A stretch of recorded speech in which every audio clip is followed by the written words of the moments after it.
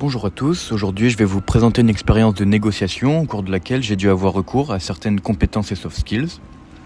Donc pour mettre un peu de contexte, cette expérience se déroule durant mon stage ouvrier de première année.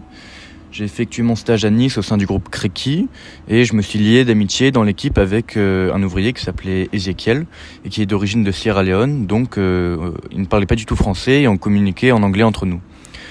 Un jour, il m'explique qu'il a terminé sa période d'essai 1 ou 2 semaines auparavant et qu'il devait passer en contrat 35 heures, mais que son employeur, donc mon maître de stage, ne lui donnait aucune nouvelle et fuyait un peu le sujet lorsqu'ils étaient amenés à en parler.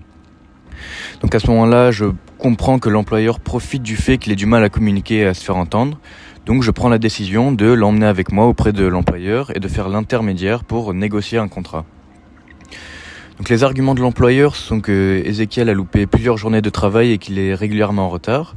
J'explique alors qu'il a un rôle indispensable au sein de l'équipe et qu'on ne pourrait pas avoir l'efficacité que l'on avait au sein du groupe sans lui. Et j'argumente à la place d'Ezekiel en expliquant qu'il a plus d'1 heure de transport en commun effectué chaque matin pour se rendre sur le lieu de travail et que l'entreprise ne lui fournit même pas de carte de transport et qu'il est parfois obligé de frauder par manque de moyens. Cette première négociation se termine sans réel accord. Le maître de stage m'explique qu'il sera difficile de le garder dans l'équipe à cause de ses problèmes de communication.